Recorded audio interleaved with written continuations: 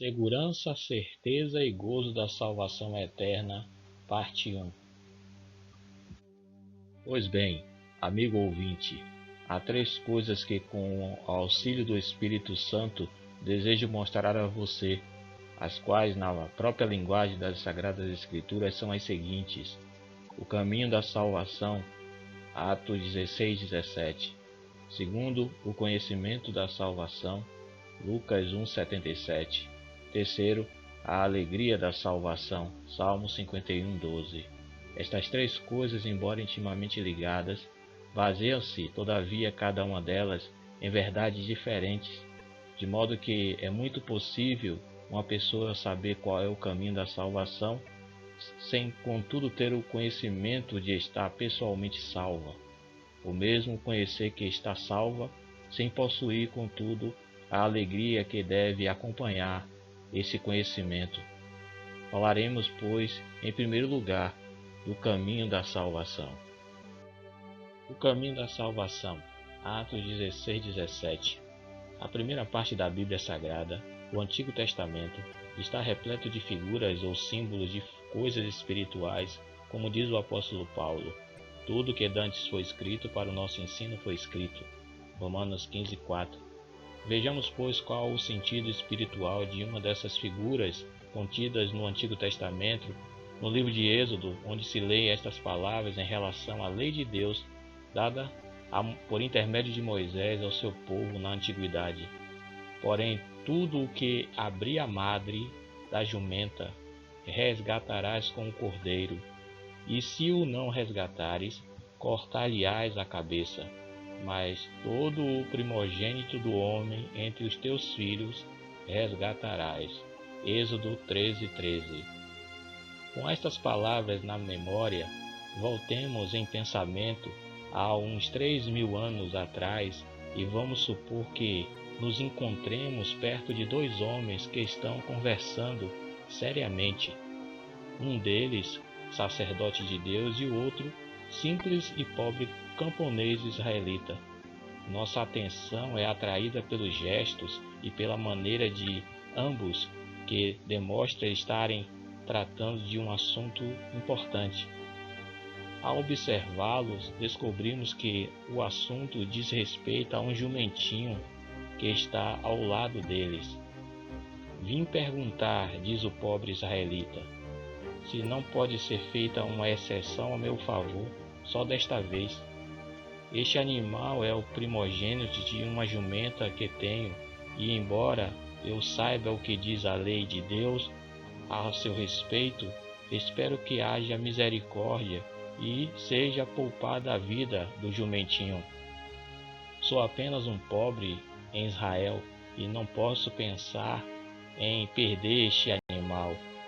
O sacerdote, porém, respondendo com firmeza: a lei de Deus é clara e não admite dúvidas. Tudo o que abrir a madre da jumenta resgatarás com o cordeiro, e se o não resgatares, cortar-lhe-ás a cabeça. Por que então você não traz um cordeiro? Ah, Senhor, não tenho nenhum cordeiro, replica o homem. Então vá comprar um e traga-o aqui, caso contrário o jumento terá que ser morto. Ai de mim, exclama o pobre homem. Neste caso, todas as minhas esperanças estão perdidas, pois sou muito pobre e não posso de maneira alguma comprar um cordeiro.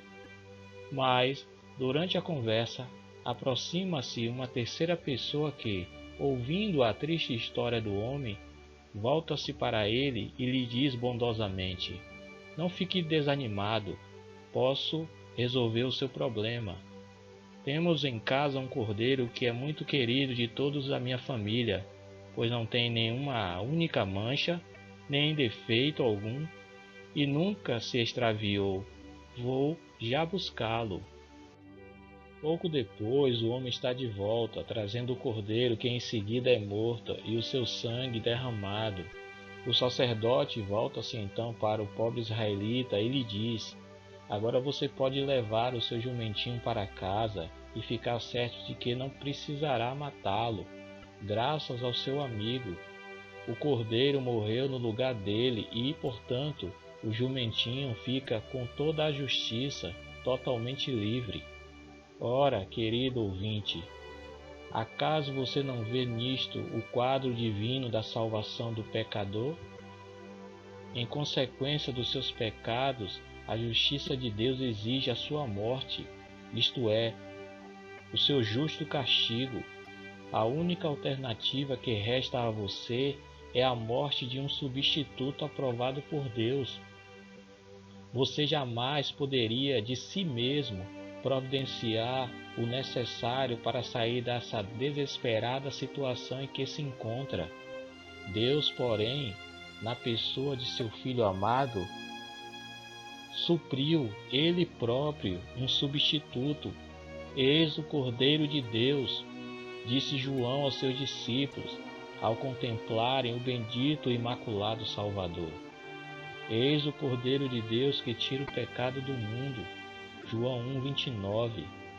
E com efeito, Jesus subiu ao Calvário, levado como uma ovelha para o matadouro. Atos 8:32. E ali padeceu uma vez pelos pecados, o justo pelos injustos, para levar-nos a Deus. 1 Pedro 3:18. O qual por nossos pecados foi entregue e ressuscitou para nossa justificação. Romanos 4:25. De modo que Deus, ao justificar o ímpio que crê no Senhor Jesus Cristo, ao absolvê-lo de toda a sua culpa, em nada sacrifica as suas justas exigências do seu trono dirigida contra o pecador. Ele é absolutamente justo e assim justifica aquele que tem fé em Jesus. Romanos 3:26. Bendito seja Deus por nos dar um tal Salvador e uma tal salvação. Caro ouvinte, você crê no Filho de Deus? Se você responder sim, como um pecador condenado, tenho encontrado nele aquele em quem posso confiar com toda a segurança. Creio verdadeiramente nele. Neste caso, posso lhe assegurar que, perante Deus, o grande valor do sacrifício e morte de Cristo, conforme Deus o aprecia, aproveita tanto a sua alma como se você mesmo tivesse sofrido em si mesmo a condenação merecida. Oh, que admirável salvação é esta! É grande e digna de Deus. Por ela, Deus satisfaz os desejos do seu bondoso coração, dá glória ao seu amado Filho e assegura a salvação do pobre pecador que nele crê. Bendito seja o Deus e Pai de nosso Senhor Jesus Cristo, que determinou que o seu próprio Filho levasse a cabo essa grande obra e recebesse por meio dela todo o louvor. E que nós, pobres criaturas culpadas, não somente alcancemos toda a bênção por meio da fé nele, mas também gozássemos eternamente a bem-aventurada companhia daquele que assim nos abençoou. Engrandecei ao Senhor comigo e juntos exaltemos o seu nome. Salmo 34:3. Mas talvez você pergunte ansiosamente: como é que ainda não tenho completa certeza da minha salvação? Embora já não confie mais em mim mesmo, nem nas minhas obras, mas só unicamente e inteiramente em Cristo e na sua obra. Como é que, se um dia os sentimentos do meu coração me dizem que estou salvo, no dia seguinte me vejo assaltado de dúvidas? Sou como um navio surpreendido pela tempestade, sem poder achar ancoradouro seguro em nenhuma parte. Ah, eis aí o seu engano. Eu vou explicar o porquê. Porventura você já ouviu falar de algum capitão que procurasse ancorar o seu navio lançando a âncora para dentro do seu próprio navio? Nunca. ele sempre a lança para fora. Vejamos então o seu caso. Pode ser que você já esteja completamente convencido de que a segurança de sua alma quanto ao julgamento divino depende somente da morte de Cristo. Porém, você imagina ao mesmo tempo que são os seus sentimentos que hão de lhe dar a certeza da sua participação nos benefícios desta morte. Vamos olhar novamente para a Bíblia, pois quero que você veja nela o modo como, pela sua palavra, Deus nos dá segurança, certeza e gozo da salvação eterna. Que Deus abençoe.